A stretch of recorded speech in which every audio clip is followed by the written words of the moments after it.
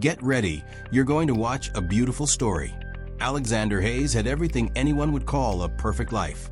An empire of investments rising like glass and steel against the sky. A last name that opened doors. A mansion where marble echoed every step. But behind the fortune lived a man who, despite being a billionaire, was incomplete. He lacked time. He lacked peace. He lacked the simple sound of 3 children falling asleep without fear. Michael, the oldest, turned hallways into racetracks. Daniel, at 6, spoke softly but carried a heaviness far too great for his age. And Sophie, only 4, was pure energy, laughing without limits, crying as if she would never accept goodbyes. Nannies came and went, all leaving with the same cruel verdict: they're impossible. Rebecca Collins, Alexander's fiancée, dazzled in public, but at home her polished smile turned to ice. He didn't see it, or perhaps chose not to, until, on a morning like any other, the doorbell rang. Once, twice, 3 times. And when Melissa Carter stepped inside, calm eyes, a gentle smile, it was as if the mansion itself breathed again. She hadn't come to rescue anyone. She had come to care. And without knowing it, she was about to save so much more. Before we begin this story, don't forget to subscribe to the channel and activate the notifications, so you won't miss the next tale that will move your heart. Alexander Hayes had always believed that wealth could buy order, that marble floors and private schools could create the illusion of a perfect family life. But within the walls of his mansion, there was no order, only echoes of laughter that turned into chaos. His 3 children, Michael, Daniel, and Sophie, were the rhythm of his days and the reason for his sleepless nights. Michael, at 8, was a storm of energy, running through hallways as if they were racetracks, turning chairs into fortresses. Sophie, only 4, was a whirlwind of emotions, her giggles contagious, her tears sudden and relentless. And Daniel, just 6, was different. Quieter, softer, but with shadows under his eyes that worried Alexander more than he dared to admit. Nannies had come and gone, like passing seasons. Some quit after the first weekend, others after 2, all leaving behind the same harsh verdict: these children are impossible. And in the silence that followed, Alexander was left alone, facing the cracks in a life he thought he controlled. Rebecca Collins, his glamorous fiancée, played her part perfectly in public. Smiles that lit up photographs, speeches about charity, and the image of a modern family carefully curated for the press.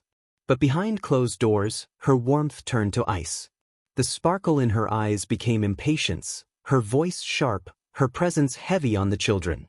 They flinched under her gaze, and though Alexander tried not to notice, the truth lingered in the corners of the house. Rebecca was not the bridge to a new life. She was a wall, one that left his children on the other side. And so, on a morning like any other, the sound of the doorbell broke through the mansion's silence.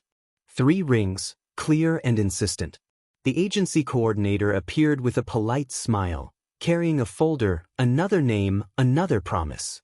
And then she stepped inside. Melissa Carter. She had no polished speech, no dazzling entrance. What she carried instead were calm eyes and a smile that asked for permission before entering. She knelt to Sophie's height, asked Michael the name of his toy car, and looked at Daniel's drawing as though it were a treasure map. And for the first time in months, the house seemed to breathe again. Alexander watched from a distance, polite but skeptical. He had seen flawless resumes before, heard promises of routines and reward charts. Yet there was something different in the way Melissa waited for Daniel to finish his line before speaking, as if silently telling him, "What you're doing matters." She hadn't come to save anyone, she had come to care. And without knowing it, she was about to save far more than a family in disarray. She was about to uncover a truth that would forever bind her to them. The first days with Melissa in the Hayes household felt almost like a fragile miracle. Where once the children scattered like sparks, she brought a gentle rhythm that even Alexander couldn't ignore. Michael, who used to bolt through the corridors as if chased by invisible storms, slowed down when Melissa knelt beside him to turn his wild races into games of imagination. "Show me where your race ends," she'd say, and suddenly the boy's chaos became a story, a finish line drawn not on the walls, but on paper with crayons. Sophie, the smallest whirlwind, melted under Melissa's patience. She laughed louder, yes, but no longer in defiance. Her laughter became an offering, a sound that softened the edges of the house. And Daniel, quiet, watchful Daniel, found in Melissa something more subtle. She noticed when his eyelids drooped too early in the day, when his breath was shallow after running only a short distance. She sat with him in silence, letting his small voice rise only when he chose to use it. Sometimes he would draw while she watched, and Melissa would lean in and whisper, "That's beautiful, Daniel. Can you tell me about it?" For the first time in months, he spoke without fear of being rushed. Alexander observed all of this with cautious curiosity. His evenings, once filled with the sound of complaints about yet another nanny's resignation, were now filled with quieter moments. He would arrive from the office expecting chaos, only to find his children gathered around the kitchen table, Sophie smudged with flour, Michael giggling over spilled sugar, and Melissa teaching them how to bake simple cookies. Even Daniel smiled, a rare curve of lips that pierced Alexander more than any corporate success ever could. But the storm had not passed entirely. Rebecca's presence still loomed like a shadow. She disliked the way Melissa seemed to win the children's affection so effortlessly. What Rebecca dismissed as trivial babysitting was, in truth, building bonds stronger than Alexander had ever noticed before. At dinners, she scolded the children sharply when their chatter spilled into laughter. "Sit straight," she would say coldly, "behave properly." And though Alexander told himself she was right, a knot grew in his chest each time Melissa's soft correction, "Let's try again, but this time with kindness," echoed in the children's ears instead. One evening, Rebecca cornered Alexander in his study. "You can't let her undermine me," she hissed, her polished smile gone. "They already prefer her to me." Alexander rubbed his temples, tired, unwilling to ignite a war. "She's good with them, Rebecca. That's all." But Rebecca's eyes narrowed, and for the first time, Alexander wondered if all was enough.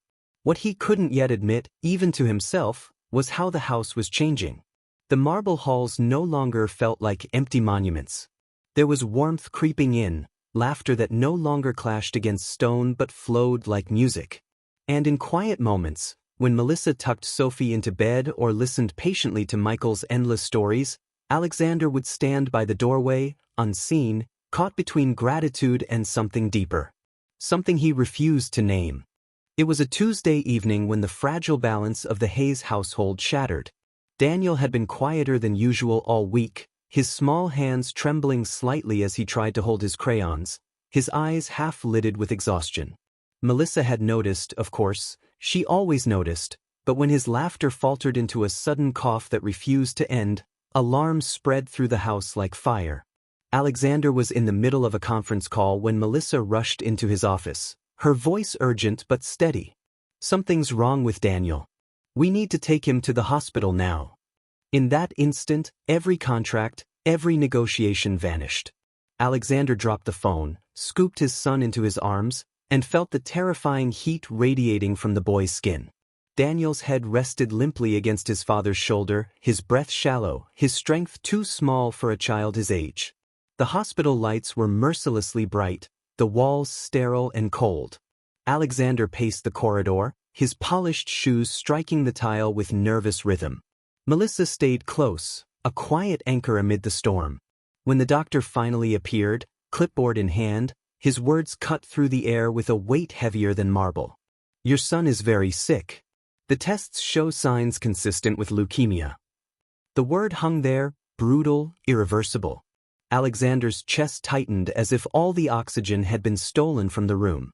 He turned to Melissa, whose eyes glistened but whose posture remained steady. She reached for his hand, not to comfort him with false hope, but to remind him he was not alone in that moment. Michael and Sophie were too young to understand the gravity, but they sensed the fear. At home that night, Sophie asked, "When will Daniel come back?" Melissa knelt, brushing a curl from the little girl's forehead. "He's with the doctors now, and they're going to help him. We'll take care of him together." Her voice was calm, but when she looked up at Alexander across the room, the silent exchange between them said what words could not. This was only the beginning. In the days that followed, the mansion transformed. The marble halls were no longer just symbols of wealth, they became reminders of fragility. Meetings were missed, deals postponed.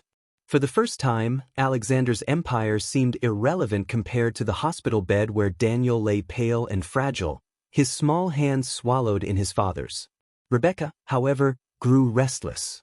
Her patience, always thin, unraveled completely. She complained of missed events, of Alexander's absence from dinners with potential investors, of Melissa's constant presence by the children's side. "This isn't what I signed up for," she snapped one evening, her voice echoing through the marble halls. But Alexander barely heard her. His world had shrunk to the size of a hospital room, to the sound of monitors and the fragile rise and fall of Daniel's chest. And through it all, Melissa remained there, steady, unyielding. She was the one who whispered stories at Daniel's bedside, who kept Michael and Sophie's spirits alive when the air felt too heavy to breathe. And deep down, though he didn't dare say it aloud, Alexander began to realize a truth he had long buried. Sometimes salvation does not arrive in grand gestures or perfect plans. Sometimes it arrives quietly, in the form of someone who simply refuses to leave when the world begins to fall apart. The days at the hospital blurred into each other, a cycle of sterile corridors, whispered updates, and sleepless nights. Alexander had built an empire by making swift, decisive choices, but here, in this place, he was powerless. He could not buy back Daniel's health, could not bargain with fate. He could only sit by the bed, his hand around his son's fragile fingers, waiting for news that seemed to take centuries to arrive. Rebecca's presence grew thinner with each passing day. She visited once, bringing a designer handbag and a face polished for appearances, but her impatience betrayed her. "This is unbearable, Alexander," she said sharply. "You're letting everything fall apart. Your work, your reputation, everything. And for what? To sit here all day?" Her words echoed like poison in the stark white room. Alexander stared at her, incredulous. "For what?" His voice trembled with restrained fury. "For my son, Rebecca. For the only thing that truly matters." She rolled her eyes, muttered something about wasted time, and left. That was the last time she stepped foot into Daniel's room. In her absence, Melissa became even more of a constant. She juggled everything, keeping Michael and Sophie's laughter alive, helping them with homework in the waiting room, wiping Sophie's tears when she cried for her brother, and sitting with Alexander when the weight of silence grew unbearable. Her calm presence was not a distraction, it was a lifeline. And though Alexander never said it, he found himself breathing easier when she was near. One evening, after another round of tests, the doctor approached with careful words. "Daniel's best chance for recovery will be a bone marrow transplant. We'll need to test immediate family for compatibility." Alexander's heart dropped. He knew the odds were fragile. Melissa leaned forward, her voice firm but gentle. "Test me to... please." The doctor raised an eyebrow. "You're not family." But Melissa held his gaze. "These children are my family now. Test me." The days that followed were filled with anxious waiting. When the results finally came, the doctor looked almost stunned. "She's a perfect match." Relief flooded Alexander's chest, but it was tangled with confusion. Melissa herself was speechless, her eyes wide as the weight of the revelation settled. A perfect match was rare, so rare it demanded an explanation. It was then that Melissa shared a piece of her past she had long kept tucked away. "I was adopted," she admitted softly, her voice trembling. "My earliest memories are of strangers' faces. I never knew my birth family, never had answers. I always thought it didn't matter, until now." The words hung in the air, fragile yet powerful, as if a door had been cracked open to a truth none of them had expected. Alexander's mind raced. Adopted? A perfect match. The puzzle pieces he didn't even know existed were beginning to shift. He thought of his late wife, of the family she rarely spoke about, of the quiet sadness she carried when the topic of her past arose. Slowly, he turned to Melissa, his voice unsteady. "What was your birth name?" She shook her head. "I never knew. The records were sealed. All I have are questions." But in that moment, something deeper than logic whispered to Alexander. The resemblance he had brushed off before, the warmth the children felt toward her so instinctively, the way Daniel leaned into her touch as though it were familiar, it was all beginning to make sense. The truth was still hidden, but the feeling was undeniable. Melissa Carter was more than a caretaker who had stepped into their lives by chance. She was a thread tied to a past Alexander thought he had lost forever. And as she prepared to save Daniel's life with her own, Alexander knew this was no accident. This was destiny carving its path through their pain. The day of the procedure dawned gray and heavy, as if even the sky understood the weight of what was to come. Alexander had not slept. He sat by Daniel's bed, staring at the faint rise and fall of his son's chest, each breath a reminder of how fragile everything truly was. The machines hummed their sterile lullabies, and Alexander felt as though he were trapped in a waiting room of fate. For a man who had commanded boardrooms, who had bent markets to his will, he had never felt so helpless. Melissa arrived early, dressed in hospital scrubs, her hair tied back, her expression calm but resolute. She offered a small smile to Alexander, though her eyes betrayed the storm inside her.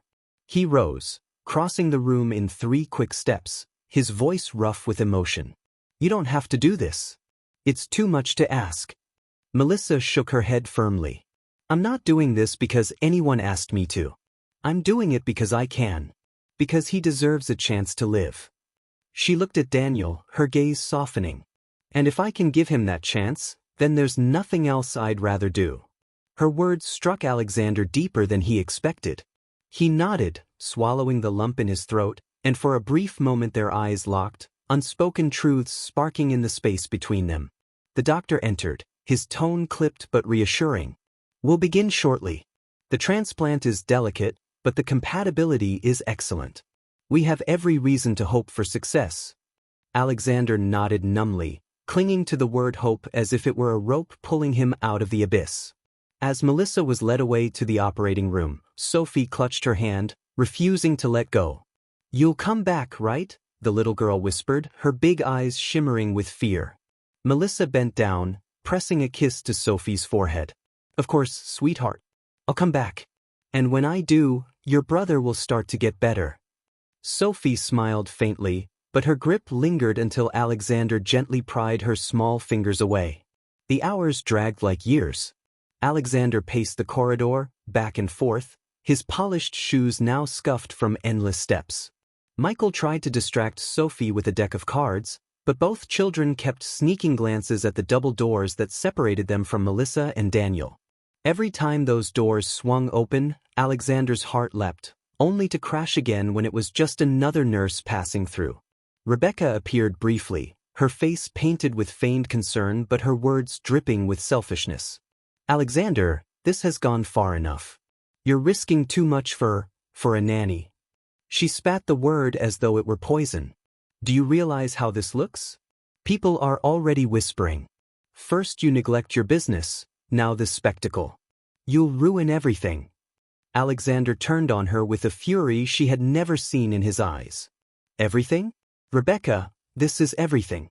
My son, my family, their lives, this is all that matters. If you can't see that, then you don't belong here." For a moment she stared at him, stunned, before her lips curled into a sneer. "You'll regret this," she hissed, and with a sharp click of her heels, she disappeared down the hallway. Alexander exhaled, as though expelling her from his life for good. When the surgeon finally emerged, removing his mask with careful precision, Alexander froze. The room seemed to shrink around him. "The procedure went well," the doctor announced. Relief cascaded over Alexander like a tidal wave, his knees nearly giving out beneath him. "Both patients are stable. Now we wait and monitor closely, but the first step was successful." Tears burned his eyes as he pressed a hand to his face, overwhelmed by the flood of gratitude. Michael and Sophie clung to him, sensing the shift, their small voices asking, "Is Daniel going to be okay?" Alexander knelt, pulling them into his arms. "He's going to get better." Melissa helped him. She gave him what he needed. Later, when Melissa was wheeled into recovery, pale but smiling faintly, Alexander stood at her side. He took her hand gently, feeling the fragility of her fingers yet the strength that radiated from her. "You saved him," he whispered, his voice breaking. Melissa shook her head softly. "No. We saved him. All of us. This family."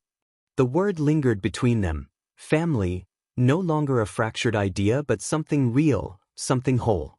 For Alexander, it was as if the walls of the hospital room expanded, filling with light where there had only been shadows. As days passed, Daniel's strength began to return. His cheeks regained color, his laughter, fragile at first, soon filled the room like sunlight after a storm. Michael and Sophie clung to him, showering him with affection, as if afraid to let him slip away again. Melissa, still recovering from her own procedure, remained close, guiding the children, offering calm where there had once been chaos. Alexander watched it all unfold with a heart that felt both heavy and new.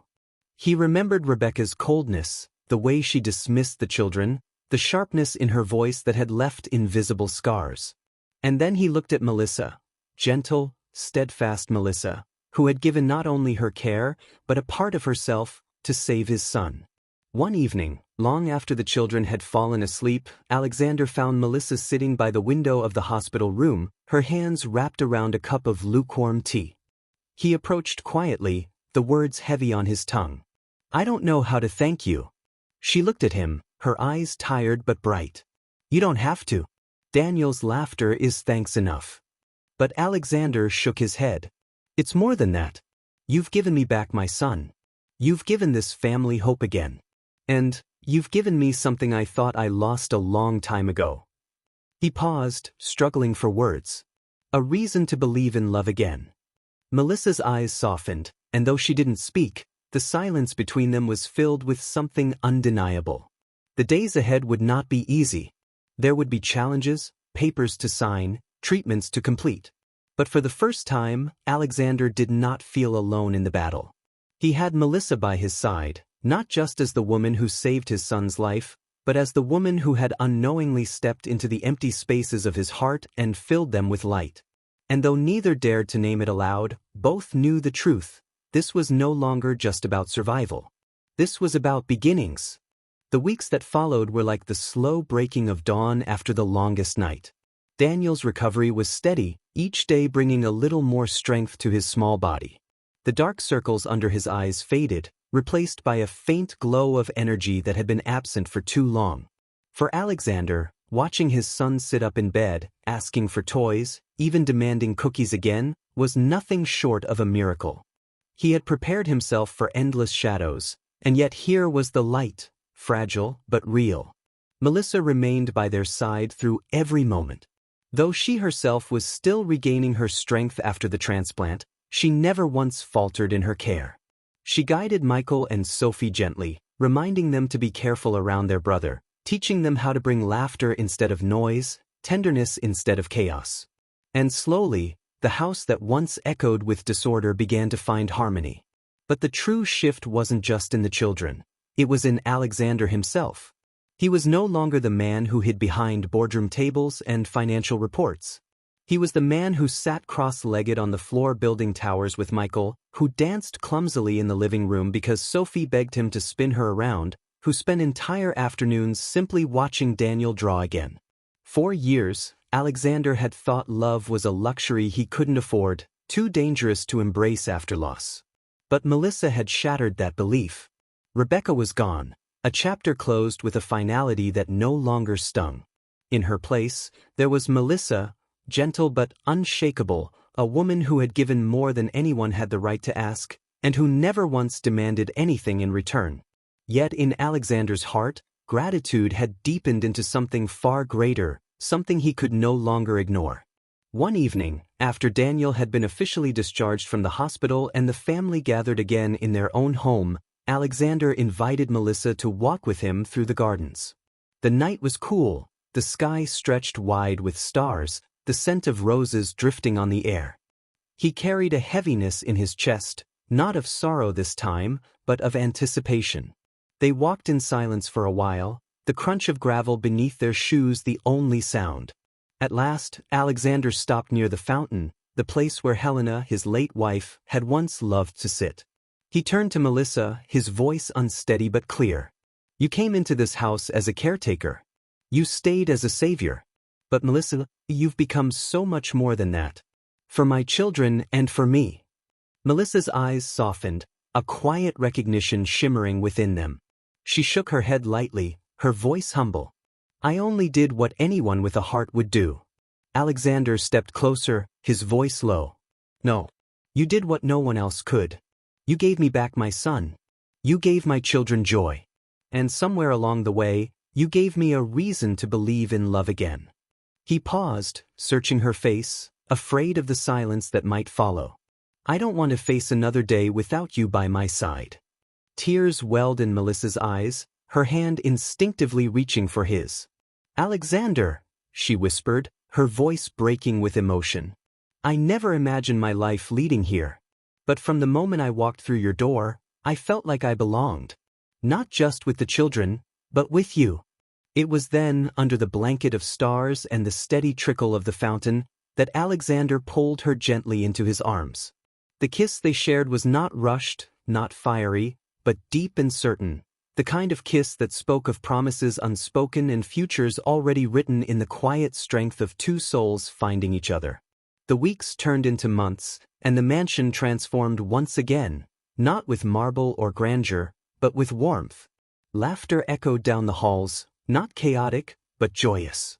Mealtimes were filled with stories, with Sophie climbing onto Melissa's lap, Michael boasting about his newest invention, and Daniel quietly sketching drawings that no longer carried shadows, but bright skies and open doors. And then came the day that sealed it all. In a small, intimate ceremony held in the garden, with the children scattering rose petals along the aisle, Alexander and Melissa promised their lives to one another. Michael carried the rings with an exaggerated sense of importance, Sophie giggled all the way to her seat, and Daniel, healthy, smiling, alive, stood proudly beside his father. When Alexander looked at Melissa, dressed in simple elegance, her smile trembling with tears of joy, he knew this was not just a wedding. It was redemption. It was proof that out of pain could come beauty, out of loss could come love. I never thought I'd find this again, Alexander whispered as he placed the ring on her finger. But you are my miracle, Melissa. You've given me everything I thought was lost. Melissa's reply was soft but strong, her eyes shimmering. And you've given me a home, Alexander. Not just a house, but a family. That's all I ever wanted. When they kissed, the children cheered, their voices carrying across the garden. It wasn't the sound of wealth or power, but something infinitely more valuable, the sound of a family healed. From that day forward, Alexander Hayes was not just a billionaire, and Melissa Carter was not just a former nanny. Together, they were proof that love, courage, and sacrifice could build something no empire could match. A home filled with laughter. A family bound not by blood alone, but by choice, by love, by destiny. And though life would still bring challenges, one truth remained unshakable. They would face them together, hand in hand, hearts entwined, no longer afraid of the darkness, because they had found their light. Every story leaves behind a lesson, a thread of truth woven into the fabric of human experience. Alexander Hayes believed he had everything: wealth, power, security. Yet, when life tested him in the cruelest way, he discovered that fortune could not shield the heart from loss, nor by the love and loyalty of those who matter most. Melissa entered his life as a caretaker, someone hired to tame the storms of unruly children. But in truth, she became the lighthouse guiding them through the darkest nights. She gave more than her time, more than her care. She gave her very self to save Daniel's life. And in doing so, she revealed a truth deeper than blood. Family is not defined by contracts, nor appearances, nor even the weight of legacy. Family is built in the quiet moments of sacrifice, the steadfast presence in times of despair, the courage to stay when it would be easier to leave. Rebecca's absence proved that masks of perfection cannot survive the trials of love. But Melissa's devotion showed that true beauty lies in constancy, in the willingness to hold another's pain and still choose to remain. It is in those choices that hearts are bound, destinies entwined, and broken homes rebuilt. Alexander learned that even the strongest men can falter, and even the richest hearts can feel empty. But with love, with compassion, with the courage to open himself again, he found not just healing for his son, but a rebirth for his entire family. And in the end, Melissa was no longer the nanny. She was the missing piece, the one who turned loss into renewal, who transformed a house of marble into a home alive with laughter and light. And so, dear listener, perhaps the moral is simple. Love is not found in grand gestures or perfect lives. It is found in the quiet bravery of choosing one another, again and again, even when the path is uncertain. Now, I'd love to hear from you. Which moment of this story touched your heart the most? Share your thoughts in the comments below. I'll be reading each one with care. And if you were moved by this journey, don't forget to give this video a like, subscribe to the channel, and activate the notifications, so you never miss another tale filled with love, drama, and inspiration. Because in every story, just like in life, there's always a hidden light waiting to be found.